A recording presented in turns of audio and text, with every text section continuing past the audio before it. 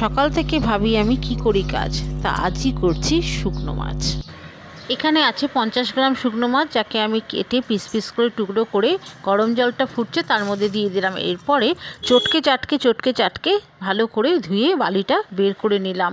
নেয়ার পরে এরপরে আমি ভালো জলে ধুয়ে ছেঁকে এখানে দিয়ে দিলাম আমি কাঁচা লঙ্কা, একটু রসুন আর ভেজানো শুকনো মাছগুলো মুখে লাগার মতো গ্রাইন্ড করে নিলাম। কড়াই সর্ষের তেলটা গরম হয়ে গেছে, এবার কাটা পেঁয়াজ আর কাঁচা লঙ্কাটা আমি নাড়াচাড়া করে নিলাম। ওই শুকনো মাছটার মধ্যে আমি হলুদ গুঁড়ো, লঙ্কার গুঁড়ো আর স্বাদ মতো নুন দিয়ে দিলাম। এরপরে আমি সব মাছগুলোকে নিয়ে কড়ার মধ্যে ঢেলে দিলাম। ঢেলে নাড়াচাড়া করছি। এবারে একটু অল্প করে জল নিয়ে গুলে ভালো করে দিয়ে দিলাম। আর এবার খালি ভাজার পালা। কচি কচি ধনেপাতাগুলো ওপর থেকে ছিটিয়ে দিলাম, দিয়ে হালকা হাতে নেড়ে এবারে থালায় নামিয়ে নিয়ে গরম ভাতের সাথে দিয়ে দিলাম।